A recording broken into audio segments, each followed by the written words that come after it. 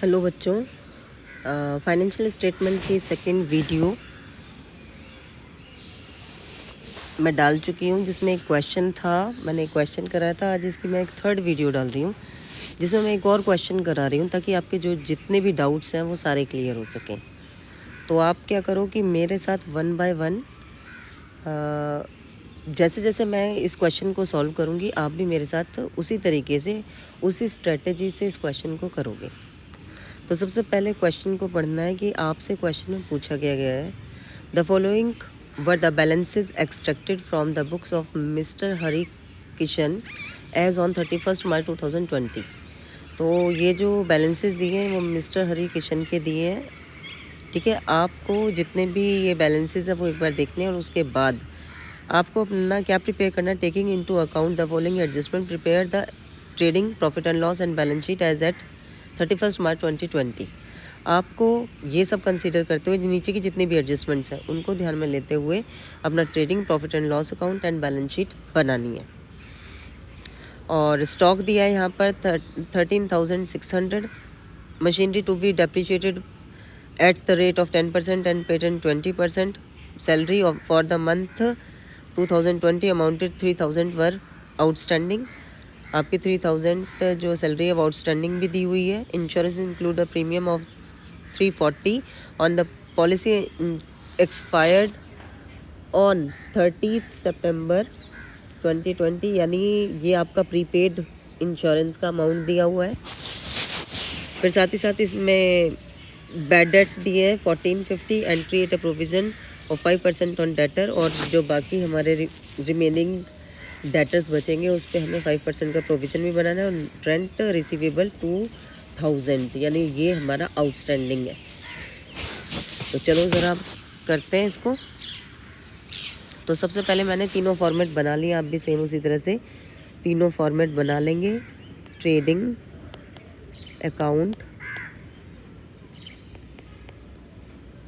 for the year 31st March 2020। ये पूरे साल के लिए बनता है, इसलिए हम इसको फॉर द ईयर लिखते हैं। P&L account for the year 31 March 2020। और बैलेंस शीट एक स्पेसिफिक डेट पर बनती है, इसलिए लिखेंगे balance sheet as on 31 March 2020। अब जो हमारे अकाउंट है उनमें डेबिट क्रेडिट लिख लेते हैं। ये भी हमारा डेबिट क्रेडिट अमाउंट पर्टिकुलर्स, ये अमाउंट पर्टिकुलर्स, सेम उसी तरीके से ये अमाउंट, फिर ये पर्टिकुलर्स अमाउंट पर्टिकुलर्स। अब वन बाय वन हम इस क्वेश्चन को देखेंगे। बच्चों इस क्वेश्चन का स्क्रीनशॉट ले लीजिए, ताकि इस क्वेश्चन को देखकर आप आगे क्या कर सकते हैं। ये जो मैंने क्वेश्चन लिया है ये सैम्पल पेपर का क्वेश्चन है, अरिहंत सैम्पल पेपर, और सैम्पल पेपर नंबर 6 है, उसका क्वेश्चन नंबर 32 मैं कर रही हूँ। तो इस क्वेश्चन को करते हैं। सबसे पहले वन बाय वन जैसे जैसे दिया वैसे वैसे हम इस क्वेश्चन को करेंगे। सबसे पहले दिया है हमें cash in hand. Cash in hand हमारी एसेट है, तो हम इसको बैलेंस शीट के एसेट साइड, ये हमारी एसेट्स है, इधर हमारी कैपिटल प्लस लाइबिलिटीज़ आएंगी, कैपिटल प्लस लाइबिलिटीज़।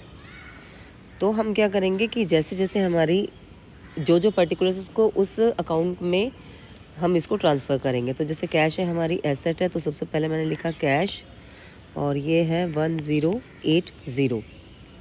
बैंक, फिर इसके बाद बैंक दिया है 5260। इसके बाद हमारे परचेजेस बच्चों हमारे ट्रेडिंग अकाउंट में आते हैं, तो मैं सबसे पहले 2 परचेजेस लिखूँगी, और परचेजेस लिखने के साथ ही ये भी देख लूँगी कि क्या इसमें कोई रिटर्न भी दिए हैं। तो परचेज रिटर्न और सेल्स रिटर्न इसमें दिया हुआ है, तो मैं परचेज रिटर्न को अंदर की तरफ लिखूँगी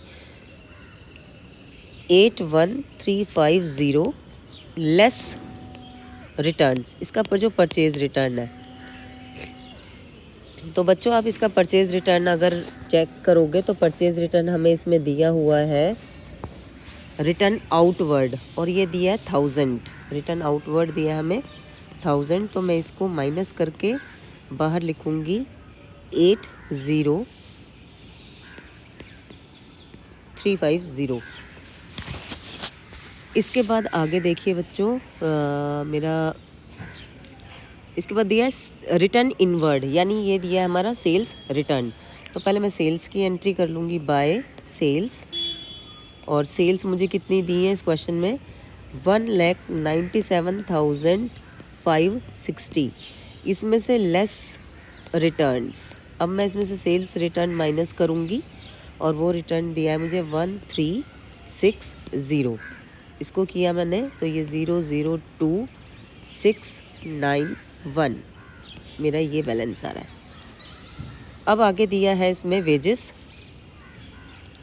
यानी 2 वेजेस, और मेरे जो वेजेस दिए हुए हैं इस क्वेश्चन में 16960।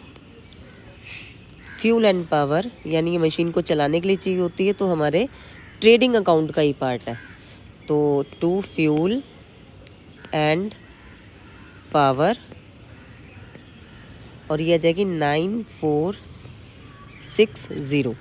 Carriage on sales, carriage on purchase, यानी कैरेज ऑन रॉ मटेरियल अगर होगा तो वो हमारे ट्रेडिंग अकाउंट में आएगा, लेकिन अगर कैरेज ऑन सेल्स है यानी हमने अपने प्रोडक्ट को बनाने के बाद सेल किया है, प्रोडक्ट को बनाने के बाद जितने भी एक्सपेंस आते हैं वो प्रॉफिट एंड लॉस अकाउंट में आते हैं, और प्रोडक्ट को बनाने से पहले यानी प्रोडक्ट को बनाने के टाइम, मैन्युफैक्चरिंग करने के टाइम जितने भी एक्सपेंसेस आते हैं वो सारे ट्रेडिंग अकाउंट में आते हैं।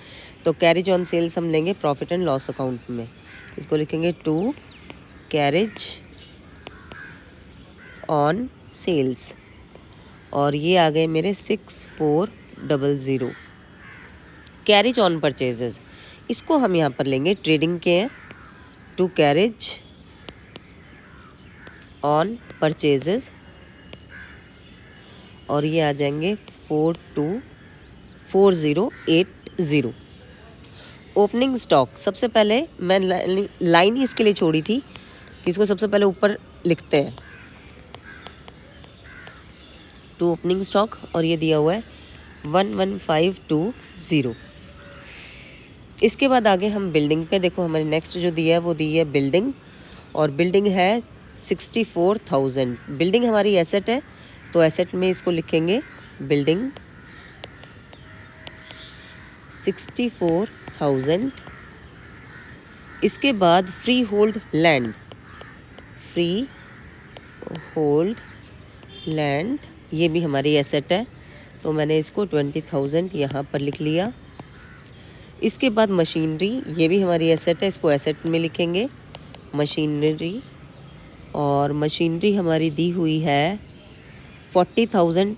इस पे शायद डेप्रिशिएट मशीनरी, ठीक है 40,000 अंदर लिखा क्योंकि इस पे यहाँ पर डेप्रिसिएशन दिया है, इसको माइनस करना पड़ेगा। मशीनरी के बाद सैलरीज, सैलरी हमारी P&L में आनी चाहिए, और हमने लिखा सैलरी टू सैलरी, और हमारी सैलरीज हैं जो 30,000, इसके साथ भी एडजस्टमेंट दी है तो इसको अंदर वाली कॉलम में लिखा है। इसके बाद हमारे पेटेंट्स हैं, पेटेंट्स हमारे एसेट होती है इसीलिए इसको एसेट साइड लिखा 15,000। अच्छा फिर इस पर भी ओके पेटेंट है। इसके बाद जनरल एक्सपेंस हमारा P&L का पार्ट है, टू जनरल एक्सपेंस ये आ जाएंगे 6,000।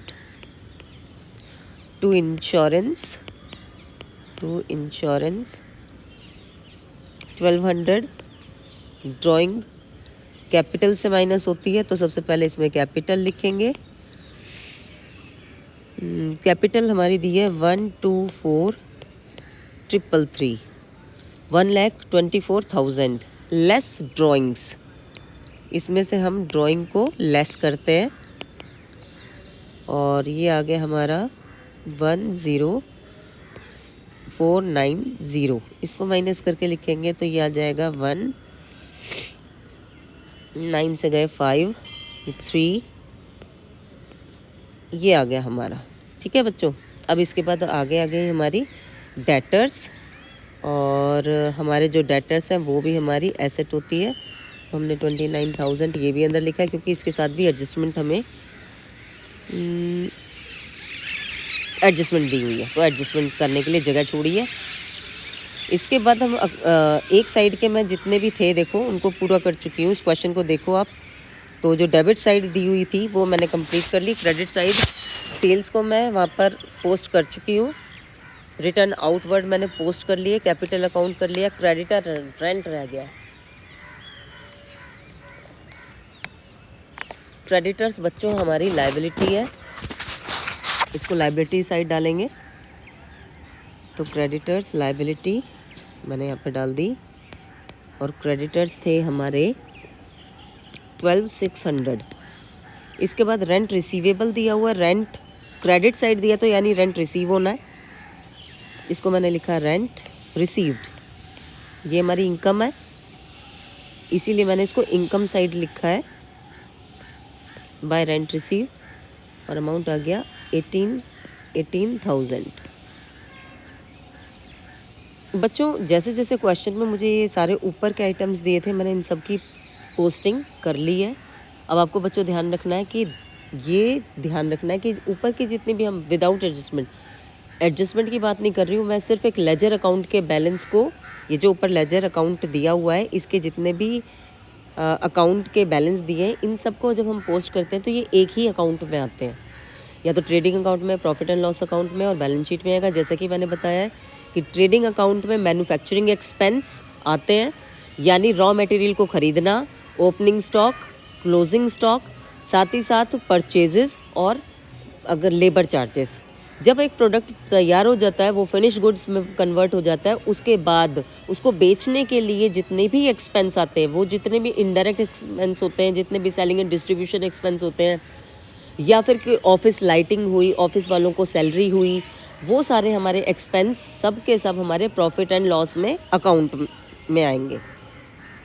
अब हम देखते हैं अपनी एडजस्टमेंट, एक एक करके सारी एडजस्टमेंट कंप्लीट करेंगे। सबसे फर्स्ट एडजस्टमेंट दी है, stock in hand on 31 March 2020 was 13,600। तो मैंने आपको पहले ही बताया बच्चों कि जब भी हम एडजस्टमेंट करते हैं तो हम दो साइड एडजस्टमेंट करते हैं। तो देखो ये वाली जो एडजस्टमेंट है हमारा, एक एडजस्टमेंट आएगी हमारी कहाँ पर आएगी, ट्रेडिंग अकाउंट में, और दूसरी एडजस्टमेंट हमारी आएगी हमारे बैलेंस शीट में। तो सबसे पहले मैंने लिखा कितना क्लोजिंग स्टॉक है मेरा 13,600, और दूसरी इसकी सेम एडजस्टमेंट मैं करूँगी यहाँ लिख लेती हूँ क्लोजिंग स्टॉक, और ये आ गया मेरा 13,600। इसके बाद देखिए machinery is to be depreciate at the rate of 10%। Machinery हमारी डेप्रिशिएट हो रही है, डेप्रिसिएशन लगाया मैंने इस पर कितना 10%, यानी 40,000 का 10% में निकालूंगी तो आएगा 4,000। तो इसको मैंने माइनस करके बाहर लिख दिया, और इस पर डेप्रिसिएशन लगा तो एक जगह मैंने बैलेंस शीट से माइनस किया, बैलेंस शीट में शो किया, और दूसरी जगह इसको दिखाएंगे ये डेप्रिसिएशन लॉस है कंपनी के लिए, इसीलिए इसको प्रॉफिट एंड लॉस अकाउंट में डेबिट साइड दिखाएंगे। डेबिट साइड हमारे सारे लॉसेस और सारे एक्सपेंसेस आते हैं। तो अब मैं इसको दिखाऊंगी यहाँ पर टू डेप्रिसिएशन ऑन मशीनरी, और ये आया था मेरा 4,000। इसके बाद आगे देखिए पेटेंट हमारा 20% है। अब पेटेंट पे हम लेस करेंगे डेप्रिसिएशन, और ये आया 15,000 का 20% कितना होता है, ये 15,000 है बच्चों। इसका 20% कितना होगा, इसका हो जाएगा कितना हो जाएगा 20%, 3,000। 20% कितना आएगा 3000। तो 3000 मैंने इधर से माइनस किए तो ये रहेगा मेरा, एक मिनट इसको मैं बाहर वाले को हटा लेती हूँ, ये गलती से लिखा गया है यहाँ पर, और एक मिनट, ये आ जाएगा 12,000। अब इस पे डेप्रिसिएशन जो मैंने लगाया है, इस डेप्रिसिएशन को वहाँ से टू डेप्रिसिएशन ऑन पेटेंट्स, इसको भी पहले लिख लेंगे, दोनों तरफ लिखना है ना, दो साइड, एक साइड में एंट्री कर चुकी थी बैलेंस शीट में, अब एक प्रॉफिट एंड लॉस में भी कर दी। अब आ गए हम थर्ड पर, salaries for the month of March 2020 outstanding है हमारी 3000। तो देखो मेरी जो सैलरी दी हुई है वो प्रॉफिट एंड लॉस अकाउंट के डेबिट साइड दिख रही है, जो मैंने एंट्री कर चुकी थी मैं, इसमें मुझे 3000 और देनी थी जो कि मेरी आउटस्टैंडिंग है। तो मैंने आपको बताया था जो हमारी आउटस्टैंडिंग होती है हम उसको क्या करते हैं, ऐड करते हैं। मैंने इसको ऐड किया 3000, तो अब कितना हो गया टोटल 33,000। वहीं पर ये आउटस्टैंडिंग सैलरी मुझे पे करनी थी, लेकिन मैंने अभी तक पे तो की नहीं है, आने वाले टाइम में पे करूँगी। और वो एक्सपेंस जो कि हम आने वाले टाइम में पे करते हैं उनको क्या कहते हैं बच्चों, वो होती है मेरी लाइबिलिटी। तो मैं इसको लाइबिलिटी साइड शो करूँगी और लिखूँगी आउटस्टैंडिंग सैलरीज, और ये आ गई 3000। इसके बाद देखो बच्चों, एक इंश्योरेंस दिया हुआ है, insurance include a premium ₹340 on a policy expiring on 30 सितंबर 2020। यानी मेरे इंश्योरेंस में एक अमाउंट दिया हुआ है जिसमें प्रीपेड भी है, तो मैं क्या करूँगी उसको लेस करूँगी क्योंकि वो इस बार का नहीं है। ठीक है, प्रीपेड को हमेशा माइनस करते हैं, प्रीपेड मैंने माइनस कर दिया कितना 340, ये 1200 बाहर लिखना है बच्चों, और इसमें से माइनस करके मैं इसको लिखूँगी। तो पहले तो इसको हटा देती हूँ जो गलती से मैंने बाहर लिख लिया था, और फिर इसको आगे करेंगे। अब देखते हैं, तो इसको माइनस करके लिखेंगे। तो अगर मैं इसमें से, अच्छा ₹340 है, एक चीज़ और ध्यान रखनी है बच्चों, देखो इसकी कैलकुलेशन मैं नीचे करके दिखाती हूँ। 340 अमाउंट जो दिया हुआ है हमारा, ये कब का है, 340 जो अमाउंट है ये हो रहा है एक्सपायर हमारा 30 सितंबर 2020, यानी 6 मंथ का है इसमें। तो ये इसका मैं 6 मंथ का निकालूंगी, 6 मंथ का कितना आएगा बच्चों, ये आ गया 170 की एडजस्टमेंट करनी है। तो क्या करना है, इस डेट को ज़रूर ध्यान रखना बच्चों, डेट नहीं ध्यान रखोगे तो अभी जैसे मेरे से मिस्टेक होने वाली थी ना, ऐसे तुमसे भी हो जाएगी। तो क्या करना है कि इसको ध्यान रखना है और इसको ठीक करना है। तो ये आ गया मेरा 170, मैंने 170 से माइनस किया तो देखो 301। प्रीपेड इंश्योरेंस क्या है, वो इंश्योरेंस जो मुझे पे करना था मैंने पहले से ही पे कर दिया, तो मेरे लिए क्या बन गया 170, वो बन गई मेरी एसेट। तो मैं इसको एसेट में दिखाऊंगी और लिखूंगी यहाँ पर प्रीपेड इंश्योरेंस, और इंश्योरेंस हो गया मेरा कितना 170।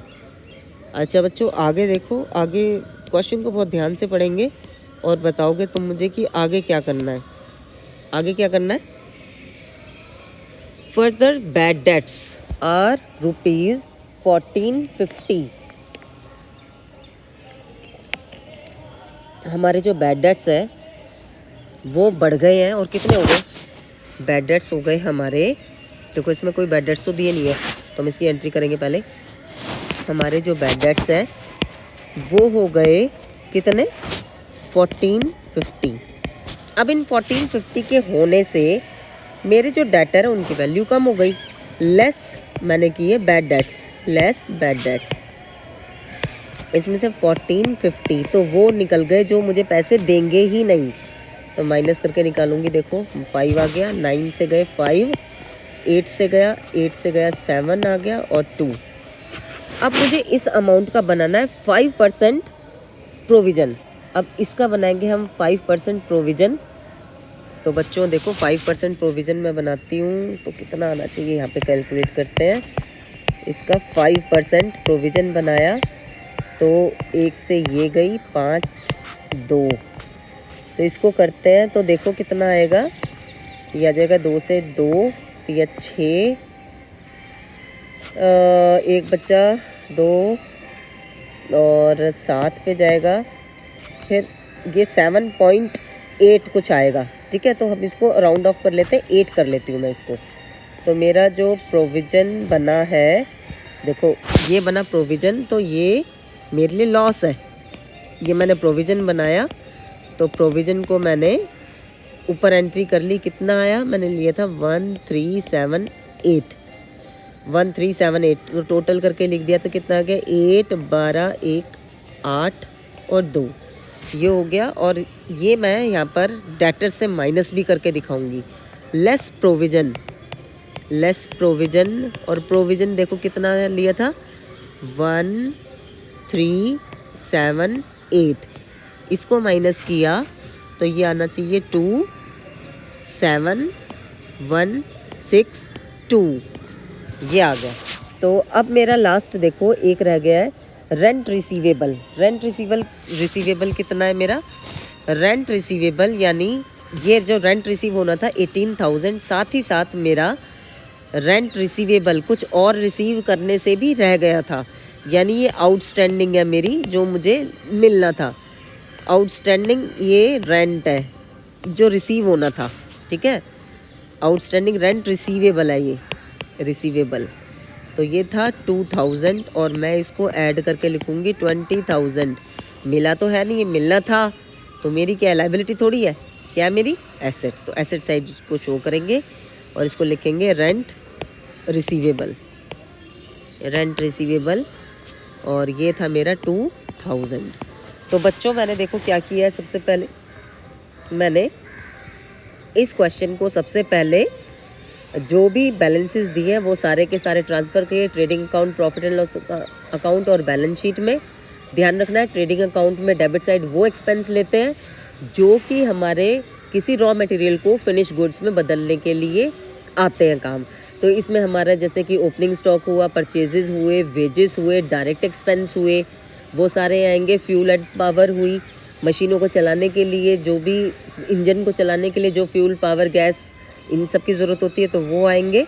जब एक प्रोडक्ट फिनिश गुड्स में बदल जाएंगे तो उसके बाद सेल करने से रिलेटेड जो भी उसके एक्सपेंसेस होंगे, चाहे पैकेजिंग हो, चाहे रेंट हो, चाहे सैलरी हो, चाहे कमीशन हो, चाहे डिस्काउंट हो, और इस तरह के जितने के expense, selling and distribution expense, advertisement, charity, ये सारी चीज़ें हमारी प्रॉफिट एंड लॉस अकाउंट में आएंगी।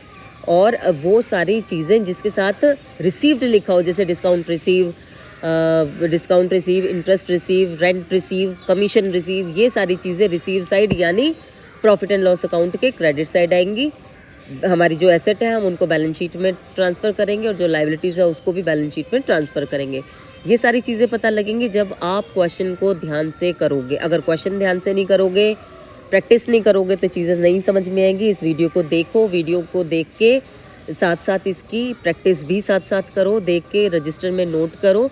जैसे जैसे मैं एंट्री करूँ आप भी उसी की तरह करिए, प्रैक्टिस कीजिए। ये क्वेश्चन आपसे भी अच्छी तरीके से सॉल्व होगा। ये चैप्टर आपको उसी तरह से समझ में आ जाएगा जैसे मैं इसको समझाना चाह रही हूँ। ठीक है, और अगर इसके बाद भी आपको कोई डाउट आता है तो मुझे ज़रूर बताइए। पहले अब इसको कंप्लीट कर लेते, भी कंप्लीट नहीं हुआ है ये। ठीक है, तो ज़रा देखो बच्चों, अभी क्या करना है कि अब हम इसका टोटल करके और इसके बैलेंस निकालेंगे। क्यों बनाया मैंने ट्रेडिंग अकाउंट, क्यों बनाया? ताकि मुझे प्रॉफिट पता लगे, मेरा ग्रॉस प्रॉफिट कितना है, ग्रॉस लॉस कितना है। ऐसे ही मैंने ये प्रॉफिट एंड लॉस अकाउंट क्यों बनाया है? ताकि मुझे नेट प्रॉफिट, नेट लॉस पता लगे। ठीक है, तो उसको कैलकुलेट करने के लिए अब मुझे अपने लेजर अकाउंट को क्या करना है, टोटल करके पता लगाना है कि कितना है। तो चलो बच्चों ज़रा देखते हैं, टोटल कर लेती हूँ मैं पहले। तो मैंने एक साइड ये वाली टोटल की, तो देखो बैलेंस कितना आ रहा है, ये आएगा 209,800। ठीक है, ऐसे ही आप भी टोटल करोगे तो ये आएगा 209,800। जब आप टोटल करके देखोगे तो इसकी डेबिट साइड छोटी आ रही थी, यानी छोटी साइड बैलेंस आएगा। तो मुझे हुआ gross profit, to gross profit, और प्रॉफिट आएगा मेरा, माइनस करोगे तो ये आएगा 87,430। चलो बच्चों, अब आ गए हम ऐसे ही मैंने क्या बताया था कि जब ग्रॉस प्रॉफिट होता है या लॉस होता है तो उसको क्रॉस ट्रांसफ़र करते हैं। देखो कैसे करते हैं, दूसरे पेन से दिखाती हूँ ताकि आपको समझ में आए। ग्रॉस प्रॉफिट होगा तो मैं उसको ट्रांसफ़र करूँगी इस तरीके से, ये इधर आएगा। और अगर नेट लॉस आता तो मेरा ये इस साइड आता, ठीक है। तो मेरा जो देखो बच्चों कि ये क्या आया है, मेरा प्रॉफिट आया है, तो मैं इसको ट्रांसफ़र करूँगी बाय ग्रॉस प्रॉफिट। और ये मेरा कितना आ रहा है 87430। अब मैंने ये लिख लिया। अब मुझे क्या करना है, इसका भी टोटल करना है, प्रॉफिट एंड लॉस अकाउंट का टोटल करना है। और जब मैं इसका टोटल करूँगी तो ये टोटल आएगा, इसका टोटल कर लेते हैं बच्चों, और इसका टोटल आएगा 107,430। ऐसे इधर भी करेंगे और इसका टोटल आएगा 107,430। इसकी क्रेडिट साइड बड़ी आ रही थी और डेबिट साइड छोटी आ रही थी। क्रेडिट से जब डेबिट साइड को माइनस करोगे तो हमारा प्रॉफिट आएगा, और प्रॉफिट आएगा उसको लिखेंगे नेट प्रॉफिट।